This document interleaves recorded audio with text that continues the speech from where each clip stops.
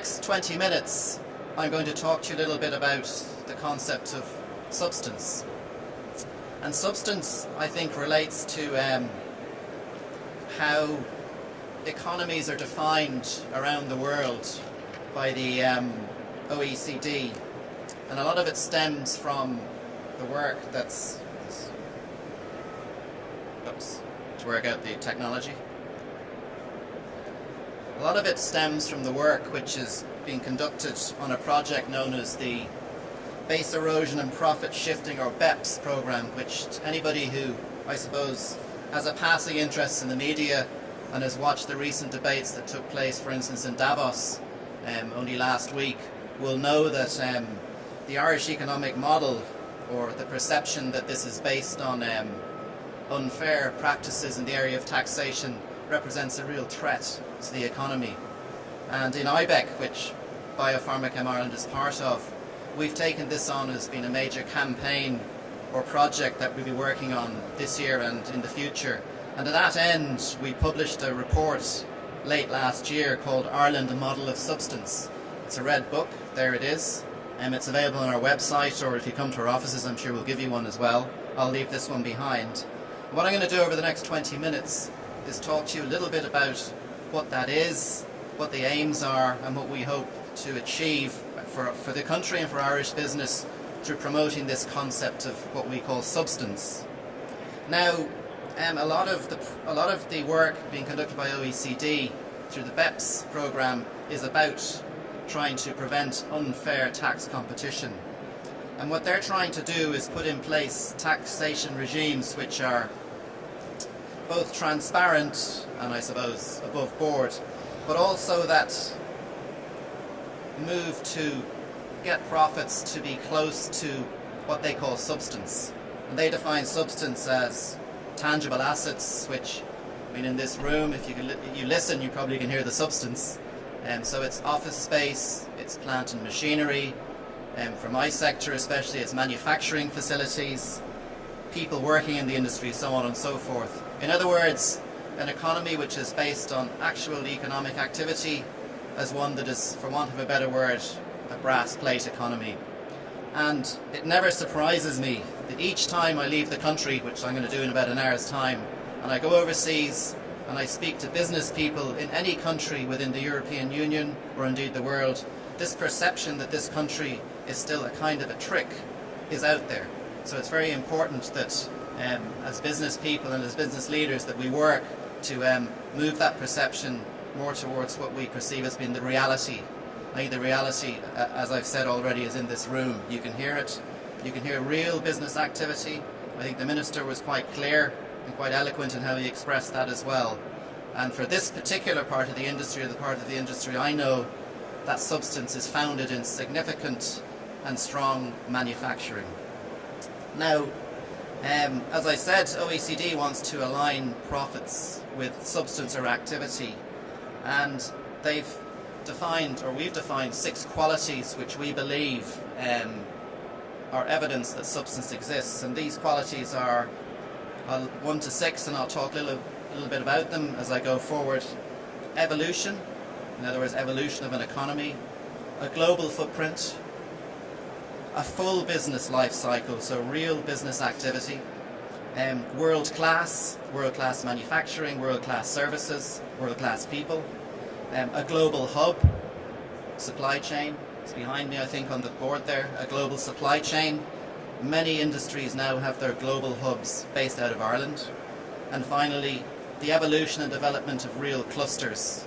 Clusters which represent real activity, so manufacturing, research, collaboration, the kind of attributes that we like to attach to our technology industry, our life sciences industry, our food industry, so on and so forth.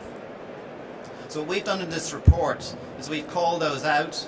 What we've also done, which we believe is quite useful, is we've put half a dozen case studies into the report which express real examples of real companies operating in this country, what they're doing and how they're contributing.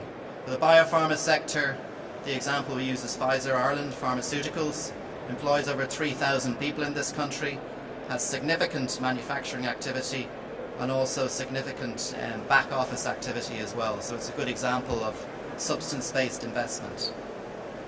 So moving quickly, because I know time is against us, through the 6 attributes.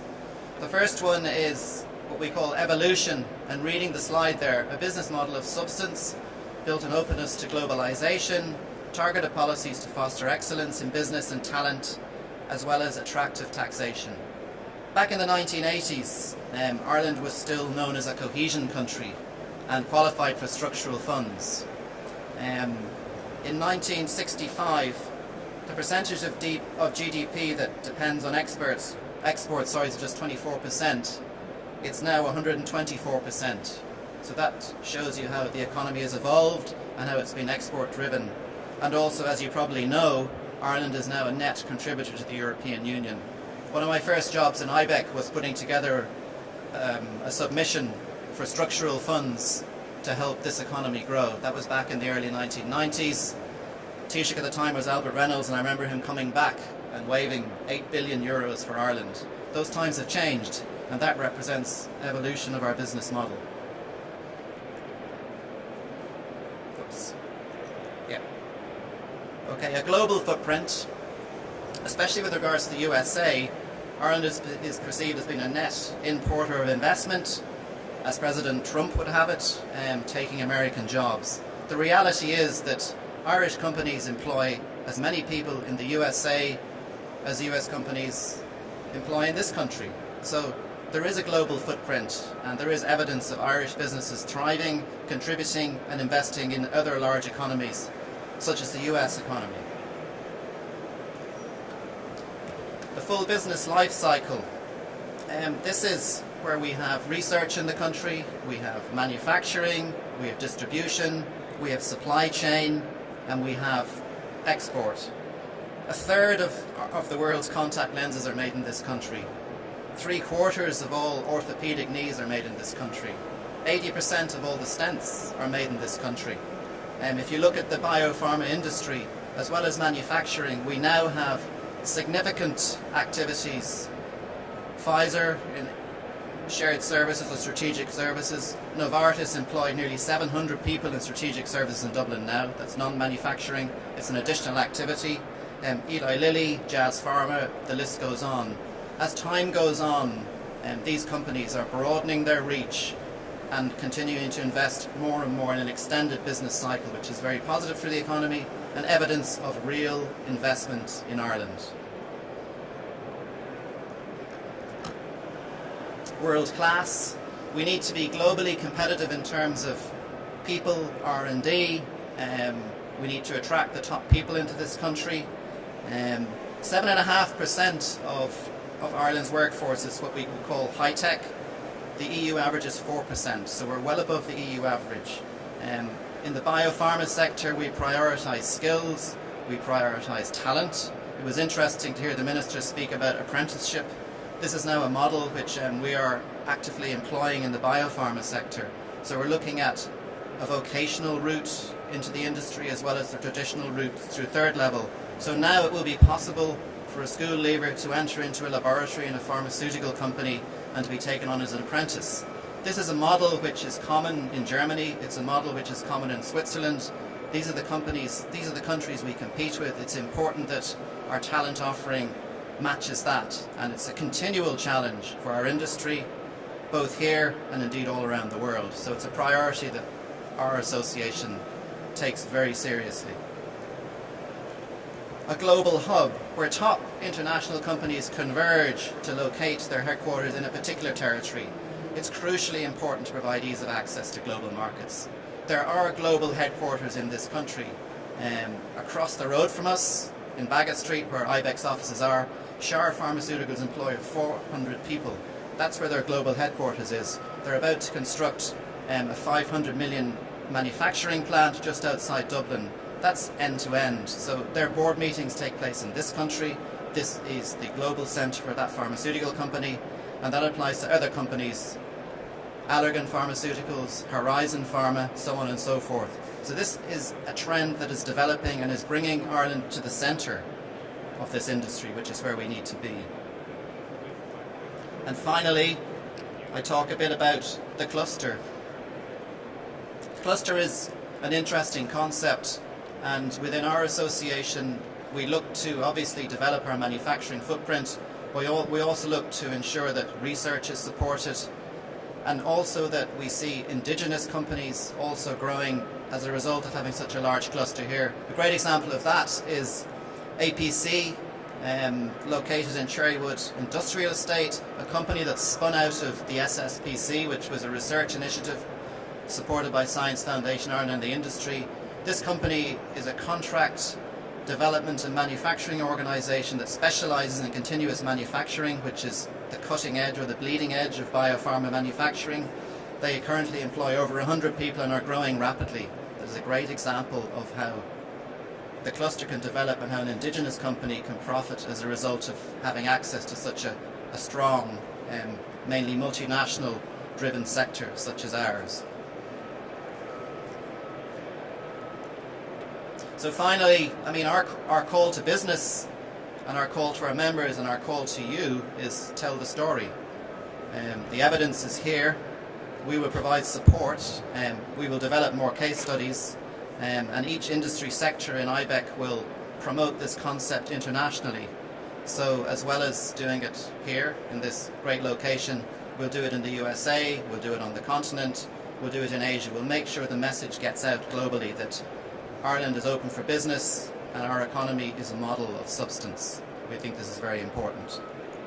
The summary, 6 of the world's top-selling pharmaceutical products are produced in Ireland. Actually, it's now 10 out of 10 of the top 10, not 9 out of 10. We've recently gone up the ranking, so we have 10 of the top biopharma companies in the world.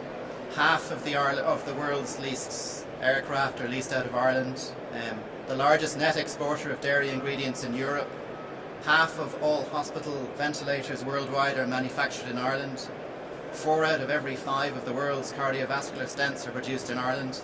The highest proportion of high-tech exports in Europe. The highest number of Shingo awards per capita. Top 10 global companies in biopharma, 18 in medtech, 18 out of 20 in biopharma. That's the classic IDA slide, which is used to sell Ireland. It's a very powerful message. I'll wrap up in the next couple of minutes, Colette, but biopharma, this industry is now worth 65 billion euros, and that includes biopharmaceuticals, cosmetics, chemicals. Biopharma itself is worth approximately 50 billion euros. 60% of the goods exported from Ireland come from the sector. Back in 2010, this number has grown 37% since 2010, which was the time of what we used to call the patent cliff, which was when a lot of major pharmaceuticals were going off patent. At that stage, people said, this is the end of the industry for Ireland. The industry has responded. We've seen 10 billion euros of capital investment since the turn of the century, since 2000. $1 billion of that has been in the last year alone. That was when the industry again was about to end because Trump was going to call all the jobs back to America. We've seen €1 billion going into the ground. AbbVie and Sligo just announced a 113 million investment. They'll create 100 jobs in Sligo. Janssen will double the size of their biopharmaceutical plant in Cork. They'll invest 300 million. They'll create 650 jobs.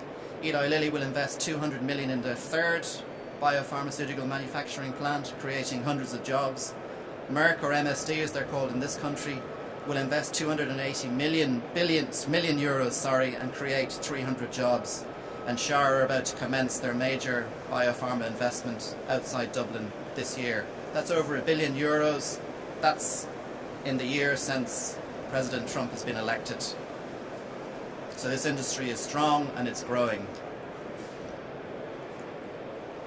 75 companies, 90 biopharmaceutical plants, 40 of them have FDA approval, which is the main regulatory body for the USA, very important for the industry. Our track record of quality is exemplary.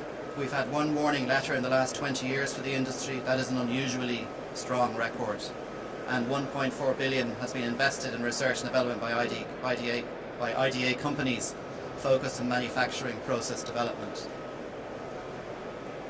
And finally, part of our campaign, our substance campaign, is a major event which we will run in Dublin on February the 21st and 22nd. If you're free, please join us.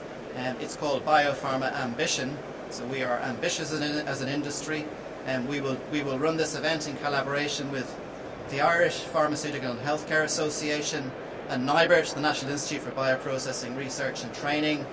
We're supported by PricewaterhouseCoopers, PwC, McKesson United Drug.